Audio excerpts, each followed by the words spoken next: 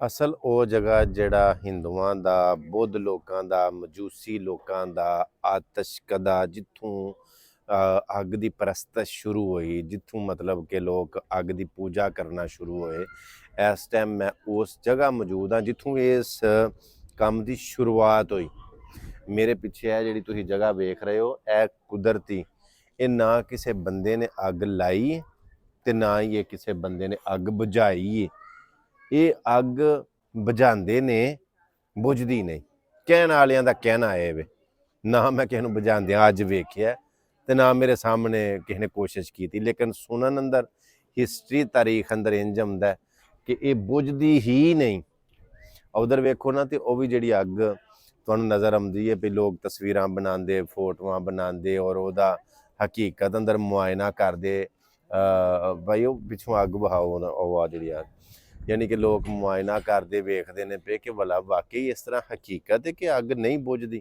ਔਰ ਇਹ ਉਹ ਜਗ੍ਹਾ ਹੈ ਕਿ ਮਤਲਬ ਜਿੱਥੇ ਹਜ਼ਾਰਾਂ ਸਾਲਾਂ ਦੇ ਉੱਤੋਂ ਇਹ ਅੱਗ ਬਲਦੀ ਆ ਰਹੀ ਹੈ ਔਰ ਬੁਝਦੀ ਨਹੀਂ ਪਈ। ਇੱਥੇ ਟਿਕਟ ਲੈ ਕੇ ਆਉਣਾ ਪੈਂਦਾ, ਇੱਕ ਬੰਦੇ ਦੀ ਟਿਕਟ 9 ਮਨਾਤ।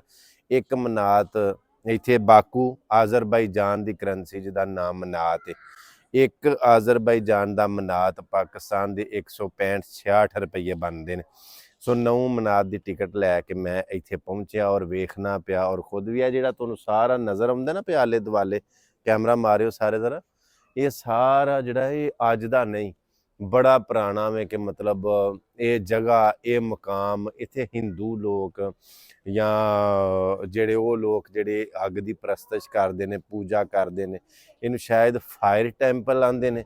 ਇਹਦਾ ਨਾਂ ਹੈ ਕਿ ਜਿੱਥੇ ਮਤਲਬ ਇਹ ਲੋਕ ਆ ਕੇ ਇਬਾਦਤ ਕਰਦੇ ਨੇ। ਤੇ ਇਹ ਲੋਕ ਅੰਦਰ ਆਉਂਦੇ ਨੇ, ਸਾਰੇ ਸਾਡੇ ਵਾਂਗੂ ਇਬਾਦਤ ਕਰਨ ਨਹੀਂ ਆਏ, ਯਾਨੀ ਕਿ ਸਾਰੇ ਇੱਥੇ ਜਿਹੜੇ ਆਏ ਨੇ ਉਹ ਇਬਾਦਤ ਕਰਨ ਨਹੀਂ ਆਏ। ਕੁਝ ਲੋਕ ਸਾਡੇ ਵਾਂਗੂ ਸਿਰਫ ਵੇਖਣ ਵਾਸਤੇ ਆਏ ਨੇ, ਆਇਆ ਕਿ ਹਕੀਕਤ ਹੈ ਕਿ ਜਾਂ ਕਿ ਬਸ ਸੁਣੀ ਸੁਣਾਈ ਗੱਲ ਹੈ। ਲੇਕਿਨ ਆ ਕੇ ਇਸ ਚੀਜ਼ ਦਾ ਪਤਾ ਲੱਗਾ ਕਿ ਅੱਗ ਇਹ ਵਾਲੀ ਹਜ਼ਾਰਾਂ ਸਾਲਾਂ ਤੋਂ ਬਲਦੀ ਹੈ, ਕੁਛ 100 ਸਾਲਾਂ ਦੀ ਨਹੀਂ, ਯਾਨੀ ਕਿ ਇਹ ਬਾਲੀ ਵੀ ਕਿਸੇ ਨੇ ਨਹੀਂ, ਇਹ ਅੱਗ ਬਲਦੀ। ਕਹਿਣ ਵਾਲਿਆਂ ਦਾ ਕਹਿਣਾ ਇਹ ਵੀ ਕਿ ਇਹ ਅੱਗ ਥੱਲੇ ਗੈਸ ਹੈ ਜ਼ਮੀਨ ਦੇ, ਉਹਦੀ ਵਜ੍ਹਾ ਤੋਂ ਬਲਦੀ ਹੈ ਪਈ, ਕਿ ਬੁਝਾਉਣਾ ਵੀ ਚਾਹੀਏ ਤੇ ਵੀ ਨਹੀਂ ਬੁਝਦੀ, ਕਿਉਂਕਿ ਗੈਸ ਖਤਮ ਹੁੰਦੀ ਨਹੀਂ ਜ਼ਮੀਨ 'ਚੋਂ ਤੇ ਅੱਗ ਤਾਂ ਨਹੀਂ ਬੁਝਦੀ। ਲੇਕਿਨ ਜਿਹੜੇ ਪ੍ਰਸਤਸ਼ ਕਰਦੇ ਨੇ ਉਹਨਾਂ ਦਾ ਕਹਿਣਾ ਵੇ ਕਿ ਇਹ ਜਿਹੜੀ ਅੱਗ ਹੈ ਇਹ ਮਬੂਦ ਹੈ, ਯਾਨੀ ਕਿ ਇਬਾਦਤ ਵਾਸਤੇ ਹੀ ਇਹ ਜਗ੍ਹਾ ਵੇ, ਕਿ ਇਹ ਰੱਬ ਹੈ, ਇਹ ਖੁਦਾ ਹੈ, ਇਹ ਸਾਡਾ ਇਬਾਦਤ ਦੇ ਲੈ ਕੇ ਉਹ ਇਹਨੂੰ ਗੈਸ ਗੂਸ ਜਾਂ ਅੱਜ ਵੀ ਕੋਈ ਆਖੇ ਵੀ ਸਮਝਾਵੇ ਵੀ ਤੇ ਉਹ ਇਸ ਗੱਲ ਨੂੰ ਮੰਨਦੇ ਨਹੀਂ ਕਿ ਮਤਲਬ ਇਹ